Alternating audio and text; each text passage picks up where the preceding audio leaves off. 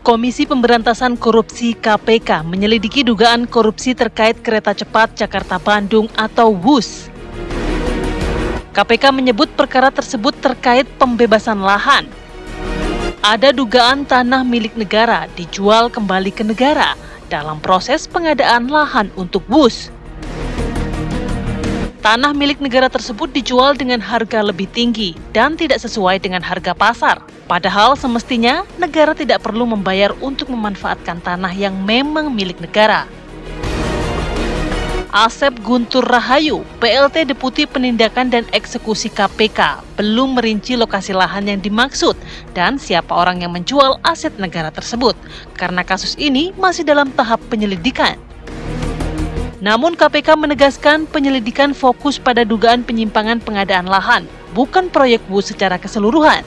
Publik pun menanti hasil penyelidikan untuk memastikan tidak ada rupiah negara yang diselewengkan. Tim TV One mengabarkan.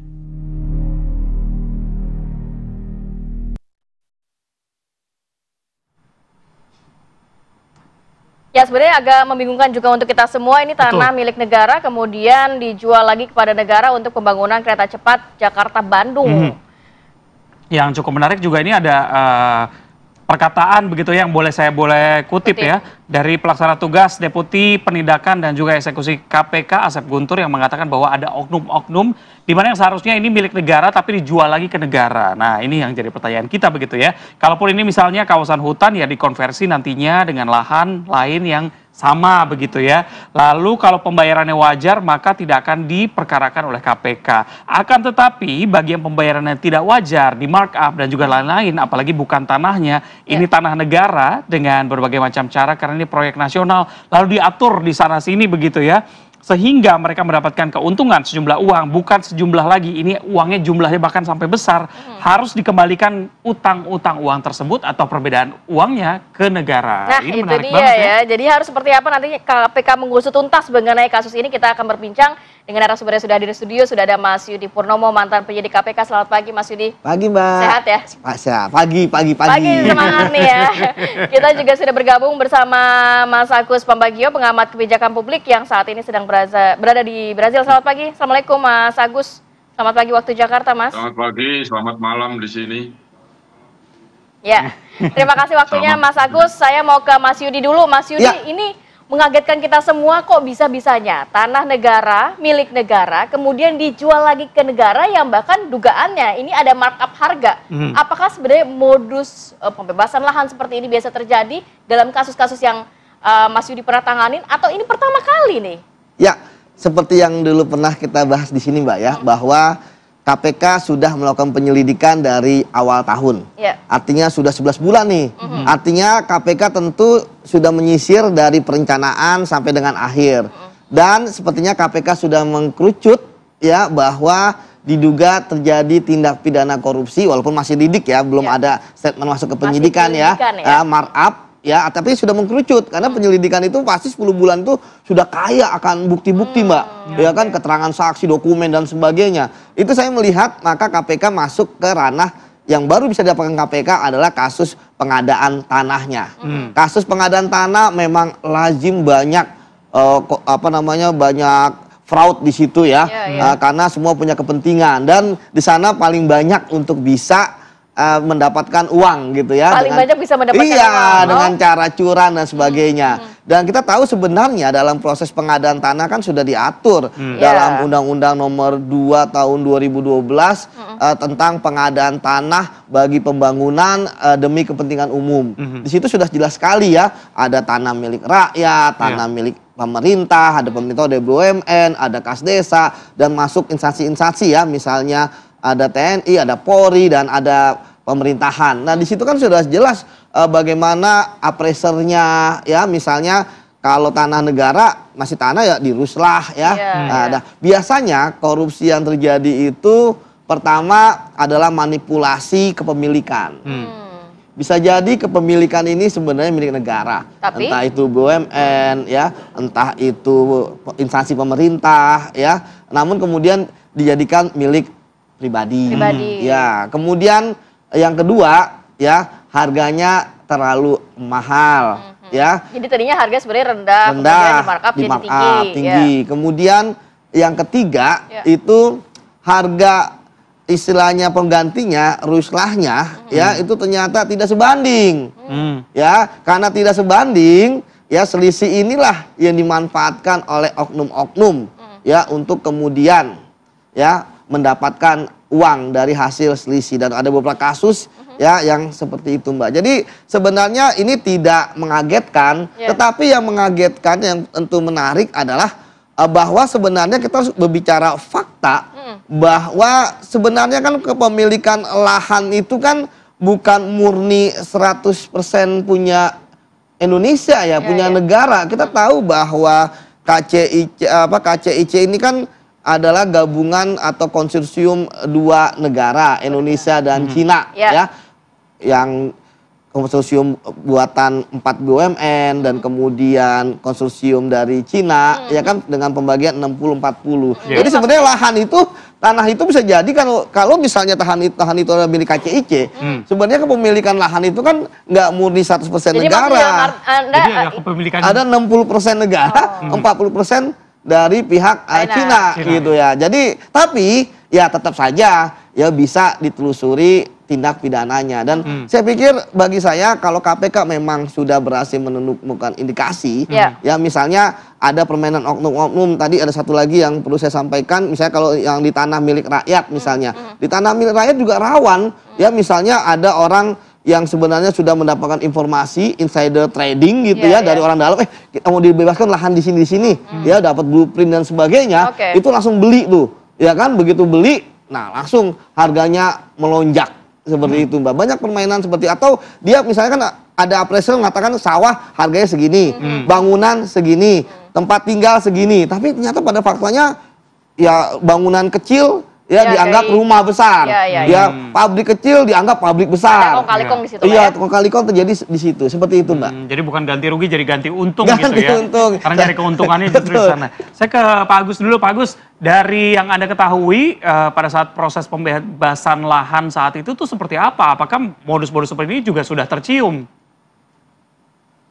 Ya, ini kan kasus lama ya, dan saya kan sudah ingatkan di awal ini muncul lagi bahwa korupsi yang diduga itu bukan di markup. Kalau menurut saya, yaitu di pekerjaan kontraktornya. Nah, salah satunya soal tanah itu udah biasa. Makanya kan saya minta supaya KPK itu periksa seluruh laporan BPK, BPKP 2015 sampai katakan 2024. Kemudian cari itu dokumen perundingan antara Cina Indonesia, apapun konsorsiumnya, cek semuanya, itu pasti ketemu. Nah itulah, karena kan budaya kita, habit kita memang korupsi. Fraud itu kayak makanan sehari-hari. Jadi memang fisiknya itu yang dikorupsi yang saya lihat. Saya bukan KPK, bukan penyelidik. Kalau yang saya lihat di luar adalah itu. Karena persoalan tanah sampai hari ini pun masih ada pemilik tanah yang belum dibayar. Ya, Pak Agus, tapi kalau kita melihat, ya kita melihat kan bahwa dalam konsorsium ini tadi dikatakan ada 4 BUMN, kita tahu ada PSBI, KAI, kemudian Wika dan juga PTPN. Apakah kalau dari sisi Anda juga cukup mengetahui dan cukup kritis pada saat akan pembangunan dari proyek ini sebenarnya ranahnya siapa sih Pak? Lahannya siapa kalau dugaan Anda? Apakah lahan kan milik 4 BUMN ini? Gini loh, waktu itu koordinatornya PSB itu Wika. Dia memegang 38%, kemudian KAI dan Jasa Marga 25%, 12% dipegang oleh PTPN 8. Ketika konstruksi itu dibangun, Wika pemimpinnya. Nah, coba tolong dicek, periksa laporan BPK, BPKP ke Wika. Adakah hal-hal fraud itu? Nah, kemudian setelah itu selesai dan dioperasikan, baru KAI masuk dan sahamnya ditambah. Karena Wika juga sudah gak bisa napas. Nah, kalau yang saya coba dicek juga soal Walini, karena PTPN 8 tidak menyetor, seingat saya ya, tolong dicek dana seperti 3 BUMN lain, itu dia menyerahkan tanah Walini. Nah, apakah itu yang menjadi persoalan? Tolong sekali lagi dicek dengan laporan BPK, BPKP, gampang kok. Oke, baik. Mas Yudi, kalau tadi Pak Agus bilang ya ini sudah habit begitu ya. Hampir semua proyek mungkin seperti ini. Emang nggak ada pencegahan sama sekali? Ya seharusnya kan dengan adanya aturan-aturan atau sistem tadi saya katakan ada undang-undangnya, ada lembaga appraisernya gitu ya. Kemudian kalaupun tidak setuju bisa kasasi gitu ya terkait dengan putusan ganti rugi gitu ya. Tapi pada kenyataannya kan tentu ada oknum-oknum yang memanfaatkan. Tadi saya tertarik ya dengan apa yang disampaikan oleh Pak Agus ya terkait dengan bahwa Pak Agus ingin ini sebenarnya dicek dari awal ya. Tapi 2014 lalu. Iya, tapi sudah saya katakan tadi ya, dan saya adalah orang yang objektif dan rasional berdasarkan ya keterangan-keterangan dari KPK. Sepertinya KPK tidak bermain di ranah awal perencanaan. Kenapa nggak main dari awal? Ya buktinya KPK yang di-spill adalah Pembebasan lahannya. pembebasan lahannya yang merupakan satu dari sekian banyak proses yang terjadi dari awal KCIC berdiri ya, bahkan sampai jauh sebelumnya sampai dengan saat ini. Dan sepertinya KPK belum menemukan yang dulu dalam waktu yang pernah saya sampaikan ya.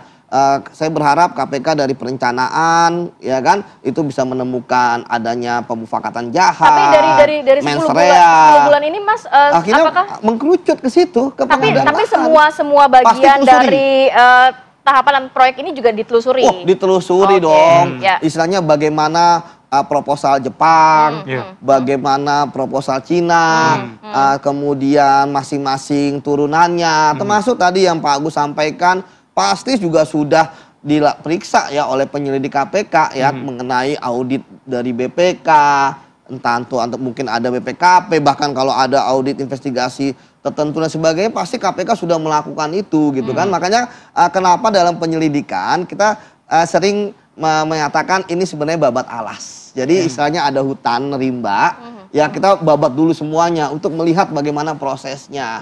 Nah makanya ya saya tentu kita hormati ya bahwa KPK sudah berani men-spill ya bahwa mereka ya baru menemukan hanya terkait dengan adanya markup, ya kan terkait dengan pengadaan tanah. Padahal insting saya, naluri saya ya harusnya kalau ditelusuri bisa jadi ada gitu ya. Tapi kan masalahnya logika kita terkadang sama logika pembuktian ya bukan kita yang turun ke lapangan kita nggak paham. Harusnya tadi saya katakan kenapa misalnya saat ini bisa rugi gitu ya operasionalnya. Padahal seharusnya ketika itu kan sangat optimis ya. Ingat ketika Cina tidak membutuhkan jaminan APBN berarti mereka sudah mempunyai ya perhitungan, betul. Sudah mempunyai perhitungan bahwa ini bisa dibayar kok dengan pendapatan gitu kan, selisih antara pengeluaran dan pendapatan. Tapi kan ternyata pendapatannya jauh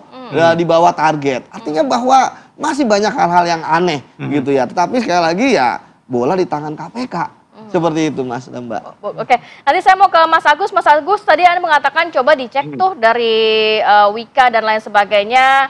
Diaudit lebih dalam terkait hal ini. Tapi kalau dari sisi Anda mengetahui nggak sih ini lahan-lahan apa? Lahan konservasi kah atau lahan memang milik BUMN? Kemudian kenapa bisa sampai seperti ini sih Mas Agus? Apakah memang di awal nggak ada verifikasi? Verifikasi ini ngecek lahan siapa? Kalaupun tadi dikatakan worry dari Mas Yudi, ya ini kan akhirnya ujung-ujungnya bahkan bukan jadi lahan negara lagi. Sudah ada kepemilikan 40% milik dari Cina. Nah nanti seperti apa kita akan bahas lagi saat lagi, tetap bersama kami.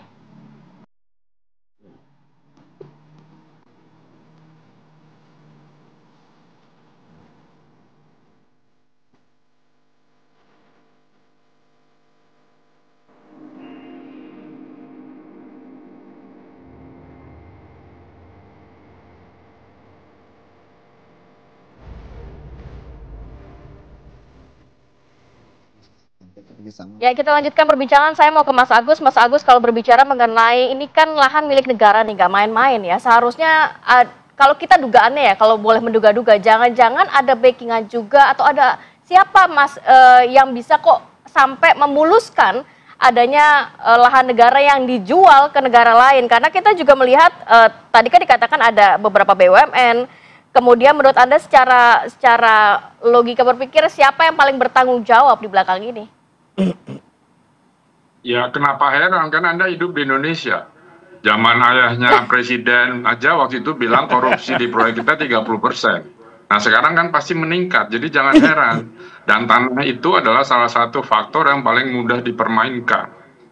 Nah kalau itu mau tahu siapa, ya kontraktornya, yaitu Wika yang coba dicek. Coba tanya pada KPK itu, karena kan pemimpin proyeknya waktu itu bersama-sama dengan Cina itu Wika, kemudian ada sub-sub kontraktor lainnya kan, banyak itu sub-sub kontraktor yang bahkan juga belum dibayar menurut saya. Nah jadi hal-hal ini tolong dicek lah, ini sih hal mudah untuk KPK. Kalau KPK ingin kembali pada posisi awal sebelum dirubah peraturan undang-undangnya, kerjakan ini dengan baik. Kan bisa dicek juga, semua pasti mungkin ada yang punya LO lah, pendapat dari kejaksaan dan sebagainya. Itu tolong dicek, gampang kok. Cek aja semuanya pasti. Tapi Mas Agus, sebelumnya memang ada verifikasi lahan dulu ya? Sebelum dijalankan proyek pasti prosesnya seperti apa sih Mas? Audit BPK juga dan lain sebagainya. Biasanya prosesnya seperti apa Mas sebelum akhirnya sebuah lahan? Kalau diaudit itu kan selalu dicek semua dokumennya. Berapa uang yang sudah dipakai, berapa dana pemerintahan dipakai, berapa macam-macam, namanya juga audit. Itu periksa saja. Kalau kita masih percaya pada BPK dan BPKP, kalau tidak ya harus panggil auditor lain. Tapi negara itu auditnya adalah BPK dan BPKP untuk proyek, susah amat gitu loh. Oke, tapi untuk di awal memang sudah ada verifikasi lahan dan lain sebagainya juga ya Mas? Di awal siapa yang memverifikasi Mas sebenarnya? Saya kan bukan kepala. Gini loh. Anda bertanya juga harus yang presisi. Gimana publik bisa melihat, menanya. Saya kan bukan pejabat, pembuat macam-macam. Publik nggak bisa tahu. Mas Agus tapi kalau mau mengetahui itu, juga, Mas. periksa. Ya memangnya gua dukun kan enggak. Maksud saya, periksa saja dari laporan-laporan. Gitu. Saya nggak tahu. Saya cuma bilang ini pasti ada yang nggak beres, karena itu tadi kita itu hobi sekali korupsi. Tadi Anda mention berarti periksa saja, audit saja Wika. Di situ Anda mengatakan itu ya? Iya, karena dia pemimpin proyeknya, gitu loh. Baik Mas Agus. Tadi dikatakan sebenarnya kalau di awal pasti ada verifikasi lahan seperti Mas Yudi juga mengatakan, tapi di ujungnya baru kita ada audit BPK dan lain sebagainya. Sebenarnya gampang dong untuk KPK mengetahui siapa ini yang bermain di belakang ini, karena kan ini nggak main-main, lahan negara yang dijual ke negara lagi. Iya, seperti tadi saya katakan bahwa dalam kasus ini kan KPK sepertinya sudah firm ya untuk bermain di ranah pengadaan lahan. Tetapi kan saya pikir kan kayak Pak Agus dan yang lainnya kan pengawasannya sebenarnya pengennya KPK menemukan secara komprehensif dong. Ya kan, mulai dari kasus perpindahan Jepang ke Cina, apakah ada pemufakatan jahat, kemudian penunjukan BUMN, kemudian tiba-tiba kemungkinan akan memakai APBN, perpindahan gitu ya, dan lain sebagainya. Ini tidak jadi dipakai sebagai TOD. Betul. Tadi itu ya. Kemudian tadi saya katakan, tapi ya apa yang kemudian kita selama ini suarakan kan ternyata KPK belum berhasil menemukan, ya kan? KPK hanya berhasil menemukan yang ada dugaan adanya markup, ya terkait dengan pembebasan lahan. Itu pun ya memang harus dicek lagi, karena memang kan sudah ada aturan tadi saya katakan Undang-Undang Nomor 2 Tahun 2012 tentang pengadaan lahan untuk kepentingan umum ya demi pembangunan. Itu bagaimana prosesnya sebenarnya sudah jelas ya. Tetapi memang di Indonesia proses yang jelas itu selalu ada penyelundup-penyelundup ya yang memanfaatkan. Misalnya tadi apakah ruslah itu benar? Misalnya kebun teh, ya, apakah diganti dengan kebun teh? Di mana kebun teh itu? Kemudian tanah milik pemerintah, ya gedungnya diganti di mana? Kemudian aliran uangnya, ya dibayar ke siapa? Ini makanya tentu KPK pasti sudah kerjasama dengan PPATK untuk follow the money, ya kemudian juga kerjasama dengan ATR BPN, ya untuk menelusuri siapa sih sebenarnya pemilik lahan tersebut. Yang kita tahu kan kalau pernah naik bus, kan lahannya kalau nggak lewat jalan tol, ya kan nanti lewat tanah-tanah yang sebenarnya nggak banyak pemukiman. Artinya perlu telusuri nih siapa pembeli tanah-tanah tersebut. Jangan-jangan artinya kan sebenarnya kalau kita lihat tanah itu di luar area umum gitu ya, pasti kan tanah itu turun-temurun milik rakyat. Nah, kalau misalnya ada pemilik baru, nah perlu kita pertanyakan, Anda membeli ini gimana? Kenapa? Ya, termasuk tadi bagaimana harga ditetapkan. Dari awal sudah saya sampaikan seperti itu. tahun 2014, 2015. Sudah saya sampaikan, dan mungkin kemarin juga saya sampaikan bahwa tolong cek KPK atau Kejaksaan atau Bareskrim soal tanah, karena itu yang paling mudah lihat kasat mata. Nah, yang dari setoran uang, si siapa Wika menyetor uang 38% untuk modal 60 itu, kemudian Walini itu menyerahkan tanahnya PTPN itu, yang kalau kita lewat Purwakarta itu ada kebun teh, itu yang diserahkan, dan itu sudah dijual kepada orang-orang. Dan sudah dijual orang lalu dibatalkan. Waktu itu Pak Luhut membatalkan, lalu mengganti berhentinya tidak di Wali tapi di Padalarang. Itu cerita, itu sudah saya sampaikan awal-awal tahun dulu. Lah, ramenya rekomendasi dari Mas Agus saat itu seperti apa, Mas? Rekomendasi Anda seperti apa waktu itu, Mas Agus? Rekomendasi dari Anda seperti apa seharusnya saat itu? Kalau memang melihat ini buntutnya jadi panjang nih. Saya dari coba cek di Google. Saya sudah katakan, ini soal tanah-tanah tolong dicek, karena pengadaan tanahnya saya tidak mau sebut saja perusahaan dan orangnya. Itu ada, cari, itu tugas KPK gitu. Dan ternyata kan itu sudah pasti terjadi lah. Kalau proyek-proyek Ruslah, proyek-proyek apa itu pasti tanah negara korbannya. Nah, itu dicari. Lalu pembangunannya bagaimana? Siapa yang melakukan pengadaan tanah untuk bus? Itu ada perusahaan swastanya. Terus dicari dong. Gitu. Oke, baik. Mas Yudi, sudah diingatkan sama Pak Agus dari dulu begitu ya. Dari KPK sendiri bagaimana saat itu? Tidak ada penindakan sama sekali. Ya, saya pikir karena belum ada laporan ya saat itu. Kemudian yang kedua kan bisa jadi saat itu kan belum menarik perhatian publik ya. Karena ya kita tahu sendiri KPK baru menyatakan sudah masuk ke penyelidikan dari awal tahun ini 2025 ya. Artinya kan itu sudah berjalan ya prosesnya ya.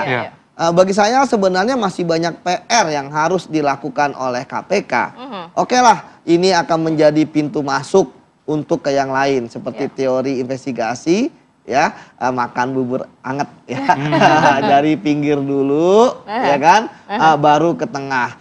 Dalam proses ini saya berharap KPK segera saja melakukan gelar perkara dan menaikkan statusnya ke penyidikan dan kemudian menetapkan siapa tersangkanya, sehingga diharapkan ketika sudah naik ke penyidikan, ketika KPK melakukan tindakan-tindakan hukum itu kan sudah sah ya, misalnya melakukan penggeledahan ya, melakukan penyitaan, artinya masyarakat akan melihat ada keseriusan KPK dalam penanganan kasus ini. Tapi kalau Mas Yudi lihat buntutnya akan panjang, nggak hanya sebatas pembebasan lahan, jangan-jangan nanti kalau KPK terus mendalami ada pengadaan barang dan lain sebagainya. Mungkin sampai ke situ nggak, Mas? Ya, kalau Anda melihatnya. Kalau misalnya di KPK masih pimpinannya bagus ya, ya itu tentu kita harus melihat bahwa teori investigasi kasus korupsi itu selalu berkembang. Dari yang kecil ke yang besar. Dari yang dulu kasusnya hanya di daerah bisa jadi ke nasional. Yang hanya 100 miliar bisa jadi triliunan. Kalau kita pakai pakem itu. Yang paling penting sebenarnya di sini adalah keberanian pimpinan KPK. Kalau penyelidik KPK nggak usah ditanyakan lagi gitu kan. Teman-teman saya juga di sana dan ilmunya sama. Ilmunya sama gitu. Keberaniannya sama. Tinggal keberanian pimpinan KPK-nya. Mau nggak dia mulai untuk membuka kotak Pandora dari kasus ini. Biasanya adalah aktor intelektual paling sulit nih, yang kroco-kroco aja, yang ketangkep jadi tersangka dan segala macam. Seberapa optimis melihat kasus ini sekarang? Ya, saya berharap bahwa kalau udah naik penyidikan, biasanya nanti akan ada orang yang dia punya informasi mulai goyah. Ya, kemudian dia mau menjadi whistleblower. Contoh kasus IKTP. Bagaimana kita bisa tahu ya bahwa sebelum proyek ini ada, sebelum uangnya ada ya, sebelum tahu siapa yang akan menang tender, ternyata ada namanya Ruko Fatmawati. Ya, di Ruko Fatmawati itu ya, itu ternyata sebelum titik semua awalnya terjadi, titik awalnya yang udah menang siapa produk yang mau digunakan apa. Nah, kita harap ada orang-orang yang mau menjadi whistleblower. Tapi gini, seakurat-akurat satunya data whistleblower tanpa keberanian pimpinan KPK, yaitu hanya menjadi informasi saja bagi KPK. Dan istilahnya perencanaan yang istilahnya kutip babak belur itu, gitu ya, itu nggak akan bisa dibongkar. Ya, akhirnya hanya bermain di ranah lahan saja. Baik, saya mau ke Mas Agus terakhir. Mas Agus, ini kan kita tahu ya bahwa Presiden wacananya juga nantinya kereta cepat ini akan terus berlanjut sampai Surabaya, sampai Banyuwangi dan lain sebagainya. Kita pengen di awal yang sudahlah kita bisa belajar dari kesalahan ini, kesalahan Jakarta-Bandung. Dari Mas Agus seperti apa? Apa yang perlu dilakukan oleh KPK sehingga memang permasalahannya sudah diselesaikan di Jakarta-Bandung, sehingga Surabaya dan Banyuwangi nantinya kita benar-benar secara matang, tidak ada lagi mungkin celah-celah untuk menyalahgunakan atau ada pelanggaran di situ. Ya udahlah, kita nggak usah bermimpi dulu. Yang penting Presiden sudah mengambil alih tugas kewajiban tanggung jawab. Sekarang KPK itu jangan lagi menunggu pengaduan. KPK itu kan punya haknya untuk mencari. Ngapain nunggu pengaduan? Masa Pak Mahfud yang mengatakan gitu disuruh cari bukti-bukti? Nggak benar itu. KPK kerjakan saja. Itu pasti kelihatan, pasti ketemu. Ya kan? Siapa di belakangnya? Ya berani tidak KPK melakukan. Apa yang di bawah saja, yang di atas disapu nggak? Kan itu yang perlu.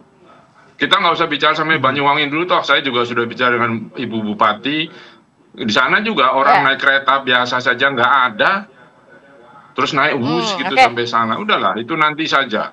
Yang penting sekarang bereskan semua yang ada sekarang yang masyarakat curigai itu lakukan. KPK yang melakukan. Kalau KPK mau ambil alih atau kejaksaan tidak perlu menunggu ada whistleblower ya, kalau kata Mas Yudi ya, tidak menunggu adanya whistleblower ya, harusnya KPK bekerja lah. Nggak usah, KPK kan tugasnya itu. Masa tugasnya nungguin whistleblower lah, bubarin aja kalau KPK seperti itu. Kerjakan gitu. Oke, baik, terima kasih banyak Mas Agus dan juga Mas Yudi sudah hadir pada pagi hari ini. Sehat selalu, assalamualaikum. Selamat kembali melanjutkan istirahat Mas Agus, kita ganggu waktunya pagi-pagi. Sehat selalu, assalamualaikum.